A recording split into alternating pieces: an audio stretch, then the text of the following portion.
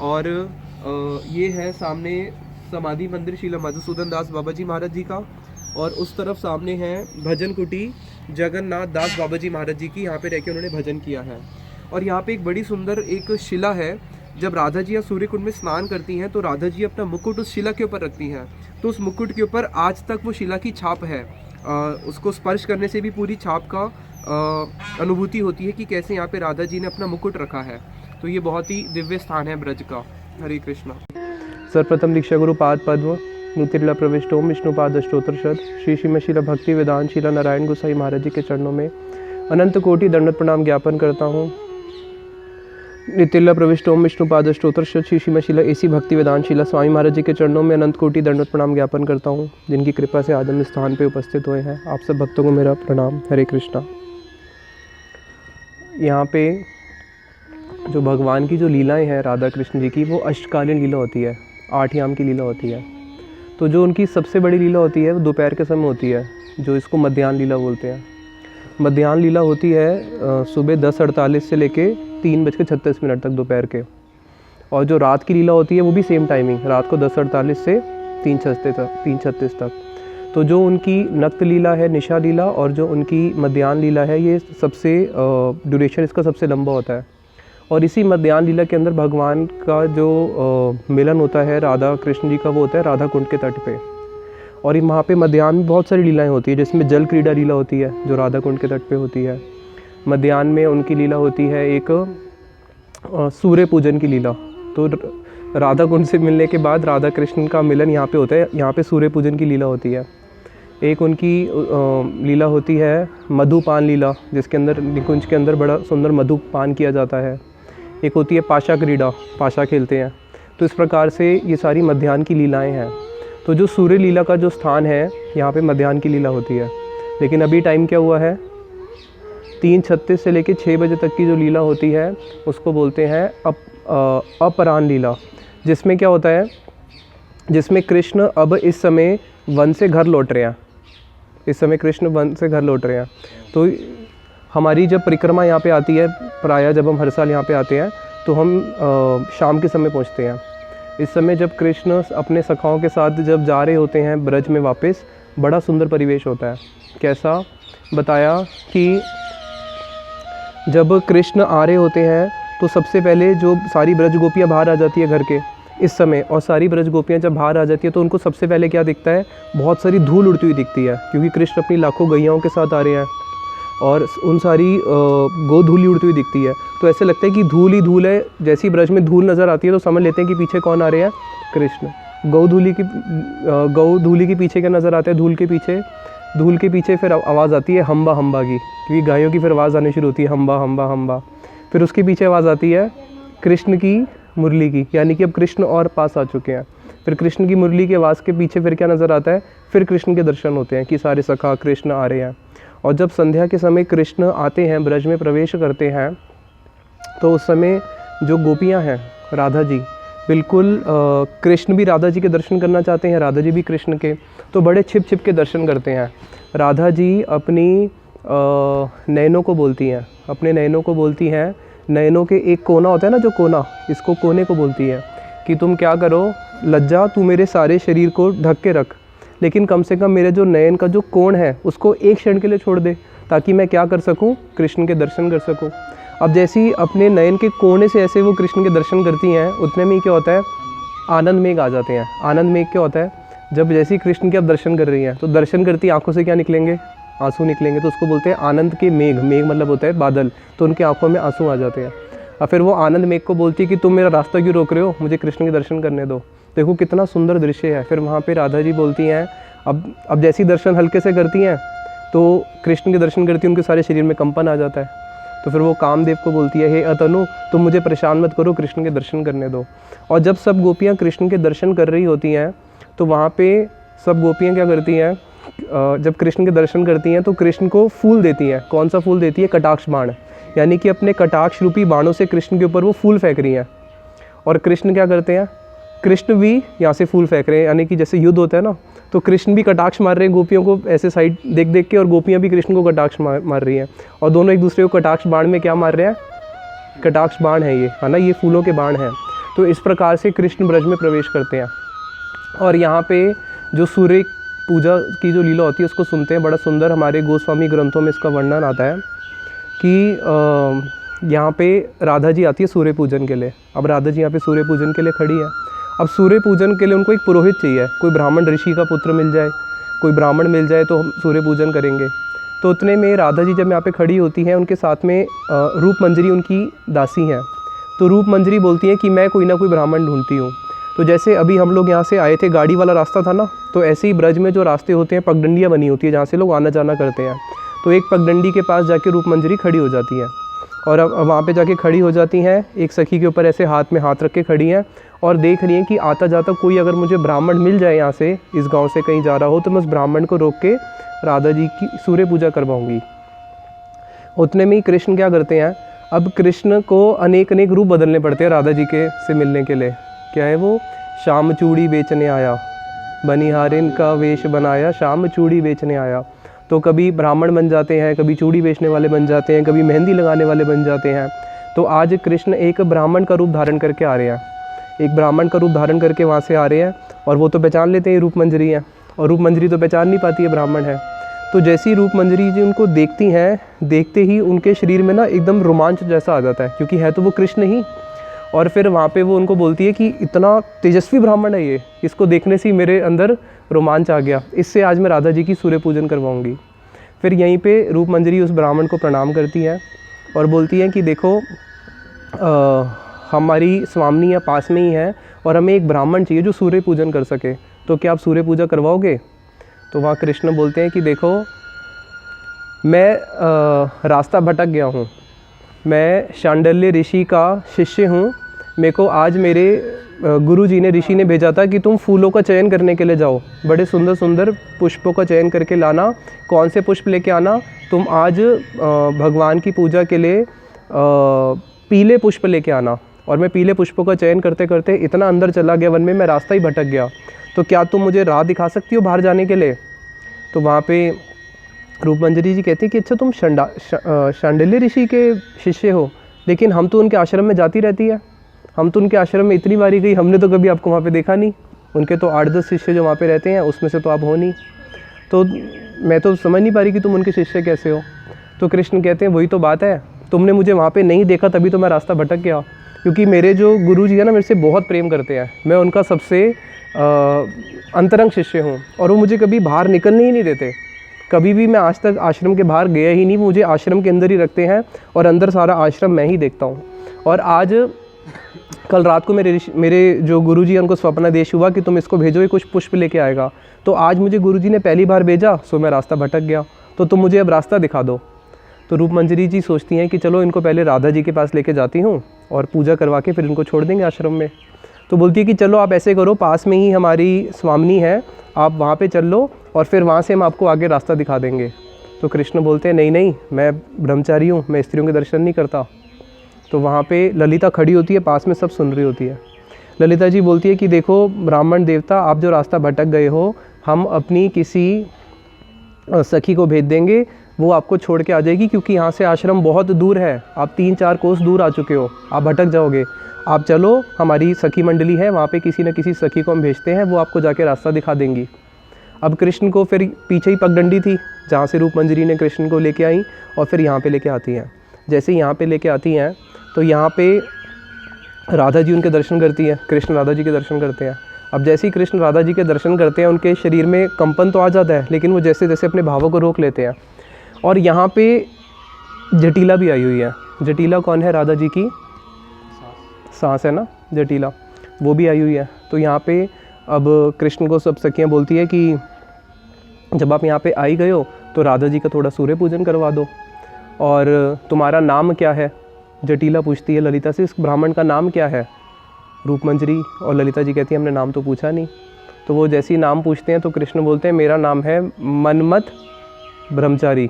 मनमत जो मन को मंथन कर दे, मदन को भी मंथन कर दे, मनमत ब्रह्मचारी। तो वो सारी सखियाँ एकदम, जो कुटीला है ना जटिला बोलती है अच्छा तुम वही वाले बड़े ऋषि के पुत्र हो, अलग उनके शिष्य हो, सब लोग इनके चरणों में लेट जाओ, सब चरणों में लेट जाओ, उनकी चरणों की रज को लो। तो एकदम वो कहते हैं नहीं नहीं मेरे चरणों को स्पर्श नहीं करना, मैं ब्रह्मचारी हूँ।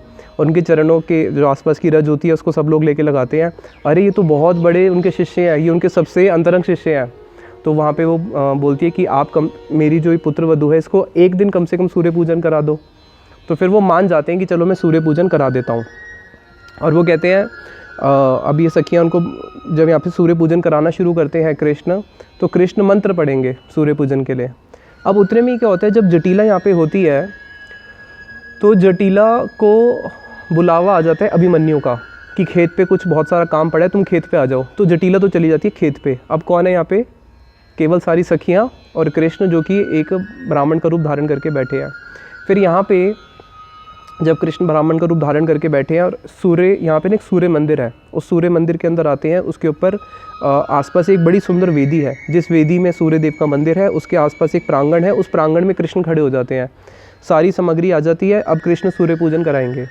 जब सूर्य पूजन कराएंगे तो सबसे पहले हाथ पैर धोना होता है ना, जब पूजा करते हैं हाथ पैर धोते हैं।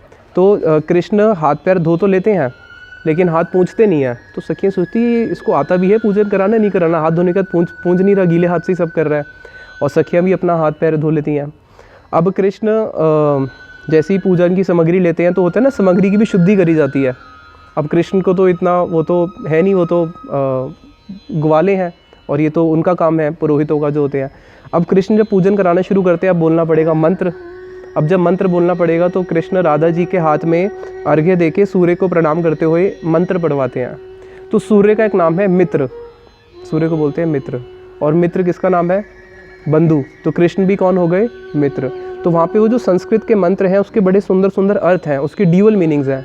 तो वो बोलते हैं श्री राधया दासस्य कृष्णस्य सकलम नासिद्ध अर्घ्यम श्री सूर्य देवस्य पूजम अहम करिष्यामि, कि मैं सूर्य देव की पूजा कर रहा हूँ। श्री सूर्यस्य देवस्य पूजम अहम करिष्यामि, किस चीज़ के लिए, श्री राधा दासस्य कृष्णस्य, कि मेरे को जो कृष्ण है, कृष्ण कौन है, राधा जी के दास हैं।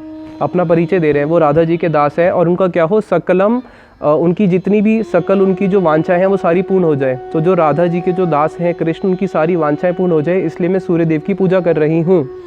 तो वहाँ पे सखियाँ एक दूसरे को ऐसे देखने लग जाती हैं, कहती ये कौन सा मंत्र पढ़ रहे हैं, सूर्य पूजन में तो हम भी करते हैं, तो पता नहीं कहाँ कहाँ से नए मंत्र लेके आ रहे हैं। तो उतने में ही ललिता को शक हो जाता है, नहीं चित्रा को शक हो जाता है। तो चित्रा चुपचाप से जाके राधा जी के कान में बोलती है, क्या तुम भी वही तो नहीं सोच रही जो हम सोच रहे हैं, इसको देख के तुम्हें लग नहीं रहा कि ये कृष्ण है। तो राधा जी सोचती है कि हाँ मुझे भी लग तो रहा है ये कृष्ण है। तो ललिता बोलती है नहीं नहीं, ये कृष्ण कैसे हो सकते हैं, कृष्ण कभी भी इतने सरल हो ही नहीं सकते, ये देखो कितना सरल ब्राह्मण है, और इसका वर्ण देखो और कृष्ण का वर्ण देखो, इन दोनों का तो रंग में भी अंतर है, और इसकी भाषा देखो और कृष्ण की भाषा देखो, भाषा भी अलग अलग है, तो ये कृष्ण कैसे हो सकते हैं।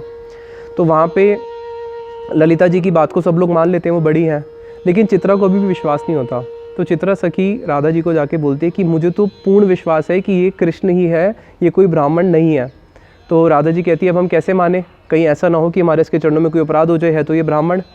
तो बोलती है एक काम करते हैं, अभी जब अंतिम अर्घ्य देना होगा तो सबके हाथ में पुष्प देगा ये ब्राह्मण, और पुष्प फेंकने होंगे। तो हम क्या करेंगे, हम 2-3 सखियाँ अपने हाथ में पानी ले लेंगी और पुष्प की जगह हम पानी फेंक देंगी, और पानी हम क्या करेंगी, इसी के ऊपर फेंक देंगी। तो जैसे इसके ऊपर हम पानी फेंकेंगी तो अगर इसने रंग लगाया होगा, क्योंकि ये रंग बदल चुका है, तो अगर ये कृष्ण होगा तो रंग पानी लगने से क्या होगा, छूट जाएगा, तब हमें समझ में आ जाएगी कृष्ण है। क्योंकि हो सकता है इसने अपनी वाणी भी बदल ली हो, क्योंकि इसकी वाणी तो पहचान में नहीं आ रही कि कृष्ण की वाणी तो हम दिन रात सुनती हैं। तो फिर वहाँ पे सब सखियाँ कहती है कि चलो हम ऐसे करेंगे। तो हाथ में 2-3 सखियाँ अपने हाथ में जल ले लेती है और बाकी अपने हाथ में पुष्प ले लेती हैं। अब जैसे ही अंतिम वो मंत्र पढ़ते हैं कृष्ण और अंतिम आहुति देंगे, तो उतने में 2-3 सखियाँ उनके ऊपर ऐसे पानी छिड़क देती हैं। जैसे ही पानी छिड़क देती है वो ऐसे करते हैं ऐसे ही करते हैं, हाथ में रंग आ जाता है, और जब रंग आ जाता है तो सारी सखियाँ वहाँ से हंसना शुरू कर देती हैं। और उतने में ही क्या होता है कि राधा जी पता लगाने के लिए कि कृष्ण है या नहीं है, साथ साथ में राधा जी भी क्या कर रही होती है, उनको ना प्रेम चितवन से देख रही होती है। अभी कृष्ण ने अपने धैर्य को रोक के रखा हुआ है, क्यों, क्योंकि वो राधा जी को देख के उनके भी तो हृदय में वो आ रही है ना, काम का विकार आ रहा है, लेकिन उन्होंने अपने पूरे धैर्य को रोक के रखा हुआ है। लेकिन जैसे ही राधा जी अपने कटाक्ष बाण उनके ऊपर छोड़ती है ना, तो वो बाण उनके जो उनका जो धैर्य रूपी कवच है उसको भेद देता है, और कृष्ण भी हंसने लग जाते हैं। तो सब समझ लेती हैं कि ये तो कौन है, ये श्याम सुंदर कृष्ण है। तो यहाँ पे इस प्रकार से बड़ी सुंदर सूर्य पूजन की लीला होती है। और यहाँ पे जब सूर्य पूजन की लीला होती है कृष्ण आते हैं और यहीं पे फिर बड़ी सुंदर जल क्रीड़ा भी होती है। इसी जल में राधा कृष्ण जी की बड़ी सुंदर जल क्रीड़ा होती है। यहाँ पे आसपास ना बहुत सारे सुंदर सुंदर वो है निकुंज है, राधा जी का निकुंज है, कोई निकुंज ललिता जी का है, विशाखा जी का है, कृष्ण के सखाओं के निकुंज हैं। तो यहाँ पे जब कृष्ण सब सखियों के साथ जल क्रीड़ाएँ करते हैं तो कई बारी जैसे हम छुपन छुपाई खेलते हैं ना, तो जल क्रीड़ा के अंदर भी छुपन छुपाई होती है। क्या? लुक्का छुपी, जिसमें कृष्ण कहते हैं कि मैं जल के अंदर डुबकी मारूंगा और तुमने मुझे ढूंढ के दिखाना है। तो जब कृष्ण खड़े हैं तो कृष्ण के आसपास सारी गोपियाँ ऐसे सर्कल बना के खड़ी हो जाती हैं, फिर एक दूसरा सर्कल, फिर एक तीसरा सर्कल, तो 3-3 सर्कल है और बीच में खड़े हैं कृष्ण। और सारी गोपियाँ हाथ ऐसे कस के पकड़ के रखती हैं कि कृष्ण निकल ना पाए। लेकिन कृष्ण जब डुबकी मारते हैं और उसके बाद सब गोपियाँ देखती हैं तो पानी में है ही नहीं, कहाँ चले गए। अब उतने में क्या होता है, पास में एक निकुंज में जाके कृष्ण छुप जाते हैं। तो कृष्ण जहाँ पे भी जाते हैं तो उनके गले में एक बड़ी सुंदर वनमाला है, तो उस वनमाला के पीछे ना बड़े सुंदर सुंदर भ्रमर आते हैं। तो उस भ्रमरों को देख के कि सारे भ्रमर वहाँ जा रहे हैं, गोपियाँ समझ लेती है कि कृष्ण इस निकुंज में छुपे हैं और जाके कृष्ण को पकड़ लेती हैं। तो कृष्ण को बोलती है कि कृष्ण को बोलती है कि तुम हार गए। कृष्ण कहते हैं नहीं नहीं, मैं तो जीत गया, बल्कि तुम हार गई क्योंकि तुम मुझे ढूंढ नहीं पाई। तो गोपियाँ कहती हैं हमने तुम्हें निकुंज में तो ढूंढ ही लिया ना। तो इस प्रकार से यहाँ पे बड़ा ही सुंदर ये हमारा गुरुवरों का स्थान है। अब हम श्रवण करते हैं जो हमारे मधुसूदन दास बाबा जी महाराज जी की समाधि है, इनके विषय में श्रवण करते हैं। मधुसूदन दास बाबा जी महाराज एक बहुत बड़े सिद्ध संत हुए हैं। जब इनका बचपन से ही कृष्ण भक्ति में अनुराग था, जब इनके घर वालों ने इनका शादी का रिश्ता ढूंढना शुरू किया तो इनकी मैया बोली कि हम तुम्हारा शादी कराएंगे। अब जिस दिन इनका विवाह होना था, यद्यपि इन्होंने बहुत प्रतिवाद भी किया कि नहीं मुझे विवाह में नहीं पढ़ना बंधन में, लेकिन माताजी रुष्ट हो जाएंगी, तो माताजी की प्रसन्नता के लिए हाँ तो भर दिया। लेकिन जिस दिन इनका विवाह होना था उसी दिन ही गृह त्याग कर दिया और उसी दिन ही गृह त्याग करके आ गए वृंदावन में। वृंदावन में आके यमुना किनारे बैठते हैं और वहीं पे ही दिन रात हा राधे हा कृष्ण भगवान का नाम लेते हैं। अब मन में आया कि जब तक मुझे गुरु की प्राप्ति नहीं होगी तब तक तो मैं भजन कैसे कर सकता हूँ। तो वहीं यमुना जी से प्रार्थना करते हैं, राधा कृष्ण जी से प्रार्थना करते हैं। और गुरु कौन होते हैं? साक्षात धरित्वेन समस्त शास्त्रे, कि गुरु कौन है? कृष्ण की ही कृपा मूर्ति गुरु होते हैं। तो कृष्ण ही किसी एक सद्गुरु को उनके पास भेजते हैं और इनको एक 10 अक्षर का मंत्र दे देते हैं। इनको गुरुदेव ने एक ही बारी मिलके 10 अक्षर का मंत्र दिया, जिसको गोपाल मंत्र हम बोलते हैं, और बोले इस मंत्र को करना, इसी से तुम्हारी सारी सिद्धि होगी। अब ये उस गोपाल मंत्र को करते हैं। करते करते कुछ समय बाद इनके हृदय में आया कि मेरा भगवान से संबंध क्या है। मंत्र तो मैं कर रहा हूँ, मंत्र का प्रभाव क्या होता है? जब गुरु हमें मंत्र देता है ना, तो मंत्र को क्या बोलते हैं? दिव्यम ज्ञानम यतो दद्यात कुरस्य पापक से संशयम, कि वो हमें दिव्य ज्ञान देते हैं। और वो मंत्र क्या होता है? उस मंत्र को बोलते हैं ही अत्र मंत्रे भगवत स्वरूप ज्ञानम विशेष ज्ञानम च।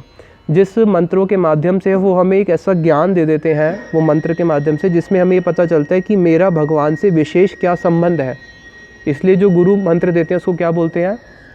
संबंध ज्ञान प्रदाता, कि आपने संबंध ज्ञान प्रदान किया। अब उनके मन में ये प्रश्न उठ रहा है कि मैं मंत्र तो कर रहा हूँ, मेरा कृष्ण से संबंध क्या है? मंत्र के प्रभाव से हृदय में ये भावना आता है। अब अपने गुरु को ढूंढने जाते हैं। ढूंढते इनको गुरु को ढूंढने के जाए, गुरु का नाम ही नहीं पता। गुरु जी आए, मंत्र दे के चले गए। तो ये उस समय गोवर्धन में एक रहते थे सिद्ध कृष्णदास बाबा जी महाराज, उनके पास गए और उनको जाके बोला कि मैं जानना चाहता हूँ सिद्ध प्रणाली क्या है, मेरा क्या भगवान से संबंध है, आप मुझे बता सकते हैं? बोले कि पहले ये बताओ तुम्हारे गुरु जी कौन है? बोले हमें तो पता ही नहीं हमारे गुरु कौन है। बोले जब तक तुम्हें ये ही नहीं पता तुम्हारे गुरु कौन है, तुम्हारी गुरु परंपरा क्या है, तुम्हें मैं सिद्ध प्रणाली नहीं दे सकता। तुम काम्यवन चले जाओ, वहाँ पे जय कृष्ण बाबा जी हैं, उनसे जाके मिलना। फिर ये काम्यवन गए, वहाँ पे जाके जय कृष्ण बाबा जी से मिले। वो भी सिद्ध बाबा थे और भूत भविष्य वर्तमान सब जानते थे। उन्होंने बोल दिया कि तुम राधा कुंड में जाके भजन करो और तुम्हें हम सिद्ध प्रणाली क्या संबंध ज्ञान है हम नहीं दे सकते, क्योंकि तुम्हें अपनी गुरु परंपरा के बारे में ही नहीं पता। गुरु ही नहीं पता तो परंपरा क्या बताओगी? इसलिए अभी तुम्हें इस जन्म में मैं नहीं दूंगा, तुम जाओ यहाँ से, राधा कुंड में जाके भजन करो। तो उन्होंने उनकी आज्ञा का पालन किया, राधा कुंड में आके भजन करने लगे। और राधा कुंड के तट पे बैठ के सोच रहे हैं कि जब मेरे को दोनों ही संतों ने मना कर दिया और मुझे यही नहीं पता मेरी गुरु परंपरा कौन है, मेरे गुरु जी का नाम क्या है, तो मैं जीवन धारण क्यों करूँ? तो वहीं पे उन्होंने गिरिराज जी की शिला ली, उसको अपने गले में बांध के राधा कुंड में अपने प्राणों को त्याग देंगे। जैसे ही राधा कुंड में इन्होंने अपना छलांग मारा, उतने में ही कोई दिव्य शक्ति ने इनको राधा कुंड से ऊपर धक्का दे दिया और इनके हाथ में एक ताल पत्र दे दिया। उस ताल पत्र के ऊपर इनकी पूरी गुरु जी का नाम, परम गुरुदेव, पूरी गुरु परंपरा लिखी हुई थी। फिर जैसे ही उनको वो गुरु परंपरा प्राप्त हुई, उस गुरु परंपरा को लेके ये वापस गए कृष्णदास बाबा जी महाराज जी के पास। और कृष्णदास बाबा जी महाराज जी ने जब इनको गुरु परंपरा प्राप्त हो गई तो वहाँ पे इनको फिर राधा जी ने आदेश भी दिया। साथ में राधा जी ने इनको आदेश दिया कि तुम अब कहाँ पे रह के भजन करो, सूर्य कुंड पे चले जाओ। राधा कुंड के बिल्कुल पास में ये स्थान है। और फिर मधुसूदन बाबा जी महाराज जी ने यहीं पे ही सूर्य कुंड पे रह के ही भजन किया है और यहीं उनकी समाधि है। जब वो यहाँ पे रह के भजन करते थे, एक दिन होली का दिन आया। तो होली वाले दिन ये होली की जो भगवान की लीलाएं होती है, जिसमें राधा कृष्ण जल केली करते हैं, उस लीलाओं में ये इतना तन्मय हो गए, इतना तन्मय हो जाते थे कि इनके शरीर पे अपने आप गुलाल प्रकट हो जाएगा। उनके शरीर में अपने आप सारे होली के रंग लग जाएंगे। और 3 दिन तक कुछ खाना पीना छोड़ दिया। जब 3 दिन तक कुछ खाते नहीं थे तो राधा जी स्वयं एक लाली का रूप धारण करके आके इनको प्रसाद देती थी। तो इस प्रकार से ये इतने सिद्ध संत हुए हैं। और इन्होंने अपनी नित्य लीला में कैसे प्रविष्ट हुए, एक दिन कोई भक्त इनसे योगपीठ के बारे में पूछने आया। एक योगपीठ तो मायापुर में, एक योगपीठ ब्रज में भी है, जहाँ पे राधा कृष्ण की लीलाएं होती है, उधर गौर गदाधर। तो वहाँ पे जब ये योगपीठ के लीलाओं का इन्होंने वर्णन करना शुरू किया, उस लीलाओं को वर्णन करते करते उसके अंदर, लीलाओं के अंदर इतना तन्मय हो गए कि लीला वर्णन करते करते ही भगवान की लीला में ही इन्होंने नित्य लीला प्रविष्ट हो गए। तो ये मधुसूदन दास बाबा जी महाराज जी की समाधि है। इनके चरणों में भी हम दंडवत प्रणाम करते हैं। और एक कीर्तन के माध्यम से कथा को विश्राम देंगे। बड़ा ही सुंदर कीर्तन है भक्ति विनोद ठाकुर जी का। हेनो काले कबे विलास मंजरी अनंग मंजरी आर, हेरिया आमारे अति कृपा करी बोली बे वचन सार। भक्ति विनोद ठाकुर जी का बहुत सुंदर कीर्तन है। जैसे यहाँ पे ये इनकी भजन कुटी है ना, तो कह रहे हैं ब्रज के अंदर कब मुझे भी भजन करने के लिए एक स्थान मिलेगा। क्या कह रहे हैं, हेनो काले कबे विलास मंजरी अनंग मंजरी आर, कि कब ऐसे होगा कि विलास मंजरी और अनंग मंजरी मेरे पास आएंगी और क्या बोलेंगी, हेनो काले विलास मंजरी अनंग मंजरी हेरिया हमारे अति कृपा करी, कि ब्रज में मैं कहीं पर रह के भजन कर रही होंगी और अनंग मंजरी विलास मंजरी आके मेरे ऊपर बहुत कृपा करेंगी। और क्या बोलेंगी, बोली बे वचन सार, मुझे कुछ बोलेंगी, आदेश देंगी। क्या, ऐसो ऐसो सखी श्री ललिता गणे जनाई बे तो मारे आज। ऐसो ऐसो सखी, हे सखी इधर आओ, इधर आओ, मैं तुम्हें आज कहाँ पे लेके जाती हूँ, मैं तुम्हें आज ललिता के गणों में लेके जाती हूँ और मैं वहाँ पे आज तुम्हारा सबसे परिचय कराती हूँ। और फिर वहाँ पे जाके मुझे ललिता जी के गणों में लेके जाएंगी। गृही कथा छाड़ी, गृही कथा छाड़ी, राधा कृष्ण भज त्यजी धर्म लाज। गृही कथा छाड़ी, हे सखी तू अब घर की बातों को छोड़ दे और क्या कर, गृही कथा छाड़ी राधा कृष्ण भज, तू राधा कृष्ण का भजन कर और क्या कर, त्यजी धर्म लाज, तू सारी धर्म को भी छोड़ दे और लज्जा को भी छोड़ दे। और उसके बाद फिर वो क्या करती हैं, मुझे ललिता जी के पास लेके जाती हैं, उपदेश देती हैं। से दोहार श्री चरणे आश्रय लई बे आमी। और फिर ललिता जी अपनी सखियों के साथ मुझे राधा कृष्ण के पास लेके जाती है और बोलती है कि तू उनके चरणों में आश्रय ले ले। और मेरे को उनके चरणों में आश्रय देने के बाद फिर क्या करती है, सदा हैया मेरे ऊपर दया करके ललिता जी क्या करती है, स्वकुंज कुटीरे दीबे न वसती, और अपने ही कुंज में, यहाँ पे बहुत सारे कुंज है ना, अपने ही कुंज के पास में एक मेरे को कुटी दे देती है कि आज से ये तेरी कुटी हो गई और तू यहीं पे रह के भजन करेगी।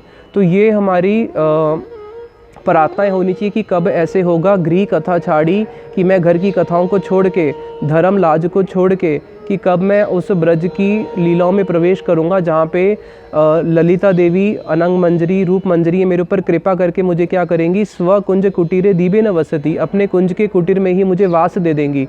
क्यों, उन्होंने मेरे हृदय में क्या देखा, उन्होंने मेरे हृदय में देखा कि इसके अंदर सेवा करने की वासना है। कौन सी सेवा करने की, राधा जी के चरणों का आश्रय लेके कृष्ण की सेवा करने की।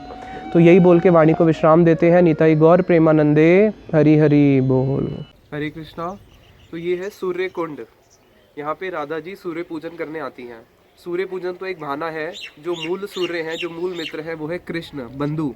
सूर्य का एक नाम है बंधु, सूर्य का एक नाम है मित्र। तो ये कौन है, कृष्ण ही है। कृष्ण का पूजन करने आती है। अब जटिला को एक दिन शक हो गया कि ये इतना समय लगाती है सूर्य पूजन करने के लिए, सूर्य पूजन ही करने जाती है ना, कहीं कृष्ण से मिलने तो नहीं जाती। तो पीछे से जटिला आती है देखने के लिए।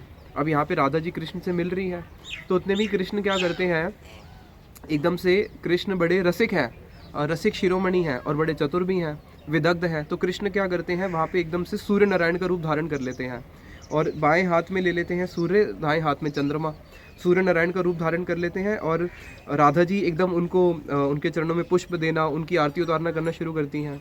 तो जटिला आके देखती है कि नहीं नहीं, ये तो सूर्य पूजन ही कर रही है। तो यहाँ पे ये भगवान की बड़ी सुंदर विग्रह है जिसमें भगवान ने सूर्य नारायण का रूप धारण किया है कृष्ण ने, और राधा जी उनकी पूजन करती हैं। इस ब्रजमंडल परिक्रमा के कार्यक्रम को प्रारंभ करने की प्रेरणा हमें श्रीला भक्ति वेदांत नारायण गोस्वामी महाराज जी की कृपा से प्राप्त हुई। श्रीला नारायण महाराज जी विश्व प्रसिद्ध इस्कॉन के संस्थापक आचार्य श्रीला भक्ति वेदांत स्वामी महाराज के अति प्रिय शिक्षा शिष्य एवं प्रिय बंधु थे। इन्होंने केवल भारत में ही नहीं अपितु संपूर्ण विश्व में ब्रज की महिमा एवं श्री राधा कृष्ण की उत्तमा भक्ति का प्रचार किया, जिसके लिए इन्होंने 32 बार विश्व भ्रमण भी किया। इन्होंने प्रतिवर्ष संपूर्ण विश्व के श्रद्धालु भक्तों को एकत्रित कर कार्तिक मास में 84 कोस ब्रजमंडल परिक्रमा का प्रारंभ कराया एवं 100 से अधिक गौड़िया ग्रंथों का प्रकाशन भी किया। भक्ति जगत में इन सब योगदान के कारण ब्रज के विद्वानों एवं संतों के द्वारा श्रीला महाराज जी को युगाचार्य की उपाधि भी प्रदान की।